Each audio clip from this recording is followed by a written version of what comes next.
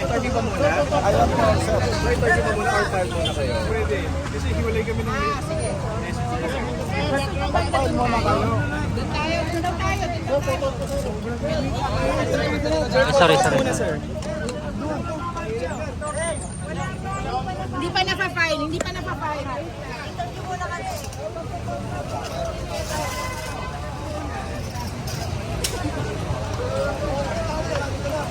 Yan yung mic ha. Yan mic.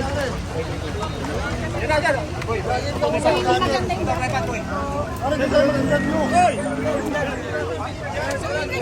Background niyo po. Pwesto yung mga Attorney Paula raw.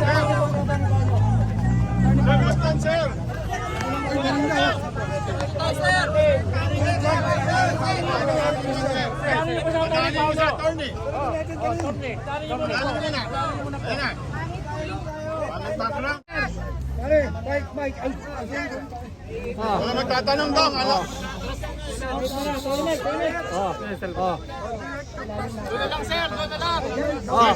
Sandali lang, sir. Torne, ano po ipapa nyo? Wait lang. Sandali. File kami ng petition for habeas corpus. Ang petitioner ay si Kiki Duterte, ang anak ni Pangulong Duterte.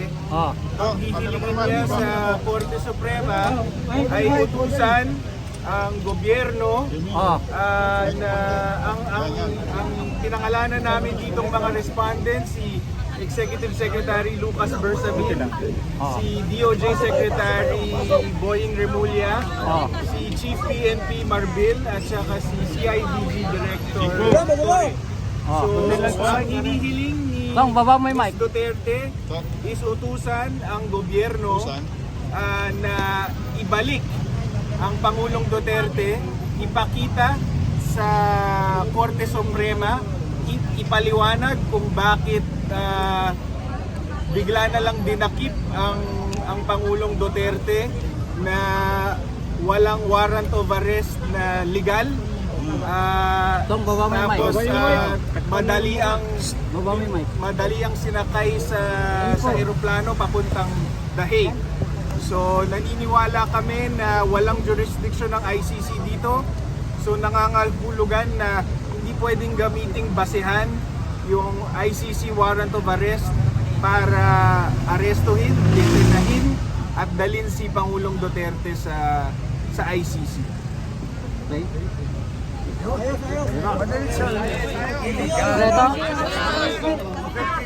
Manila.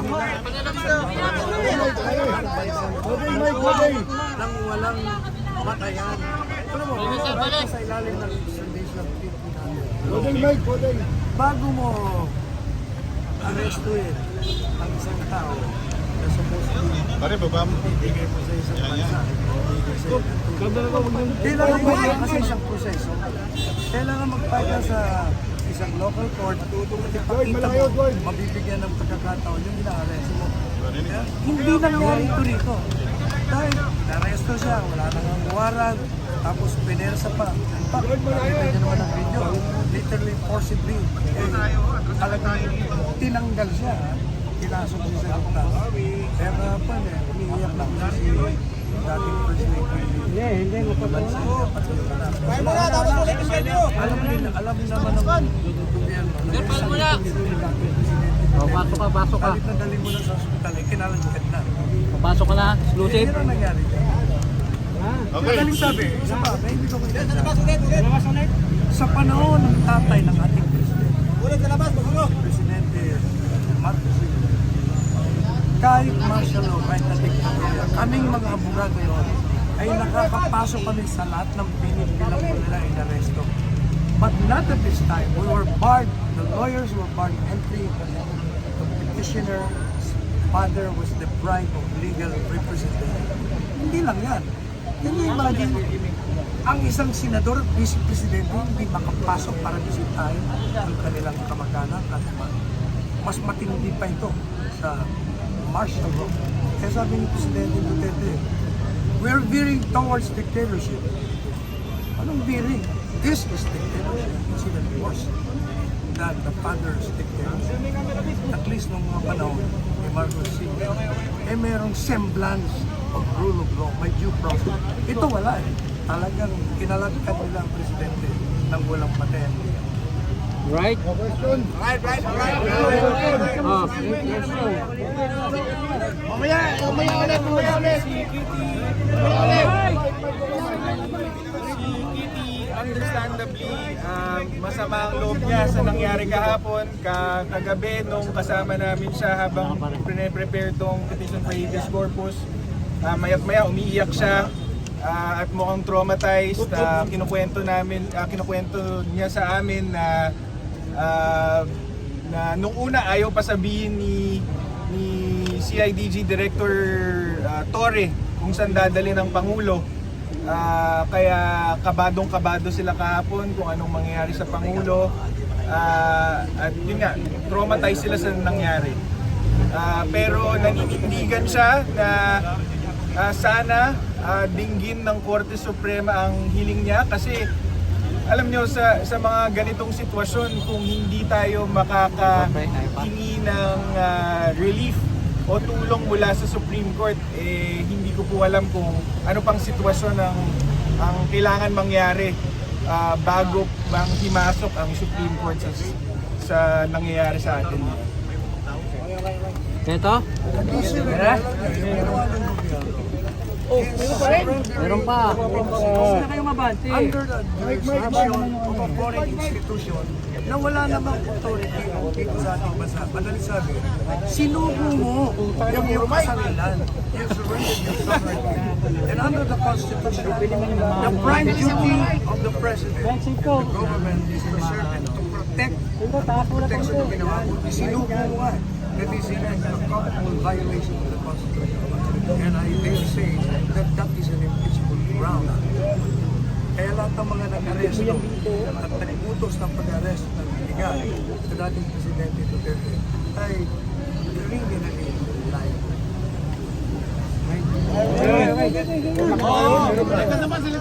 Okay, pahin na. Pahin na tayo? Dito, sir. Ito na? Pahin na tayo. Dali, ha? Sa gitna! Sir, mali si... Kami naman. Ano gagawin? Interview ulit? Sige. Ayun yung file mo na? Oo nga eh! Tapos na. Wala na. Oo, wala pa mga putoks eh. Skat, ang mic niya to eh. Teka lang po ha. Magpail na tayo! Magpapail na. Magpail na! File na.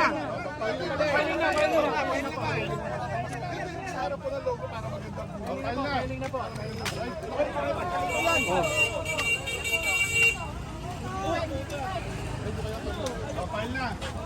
Pailing na po, pailing. Nasa winduan na rin siya. Okay na po yata mo. Pailang ha, walang ano ha.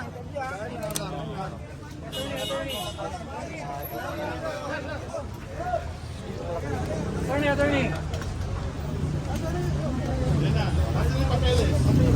Pailang, huwag na mic. Attorney Soriano. Hindi magulo.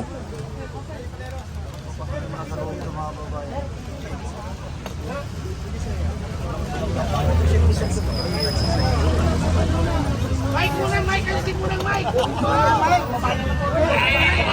Mike.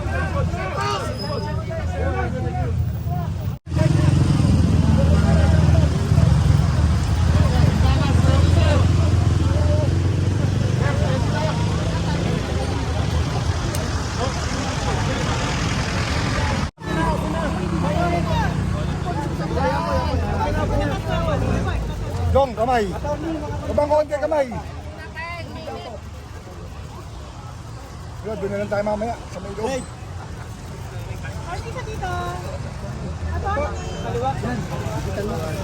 Dong, baba naman yung camera, Dong. Babang konti. Yan, dalan yan ha. Pag-interview, set up tayo. Ayos lang, ayos lang. Pala.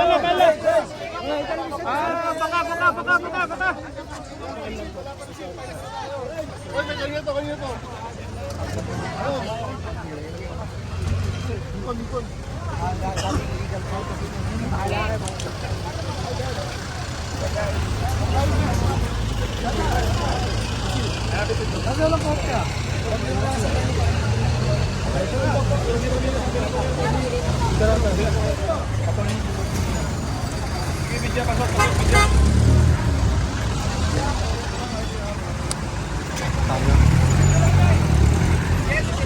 So, yan po mga kababayan.